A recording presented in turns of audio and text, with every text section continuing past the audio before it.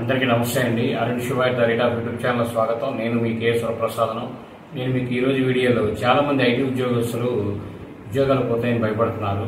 వారికి Capgemini IT నియామకాలపై ఆందోళన ఉన్న అభ్యర్థులు నిరుద్యోగులకు క్యాప్జెమినీ శుభవార్త తెలియజేశారు. భారత్లో ఈ ఏడాది 40,000 నుంచి 45,000 మందిని నియమించుకోనున్నట్లు తెలియజేశారు. ఇందులో 35-40% లేటరల్ హైరింగ్ ఉంటుందని సంస్థ సీఈఓ అశ్విన్ యార్డీ తెలియజేశారు.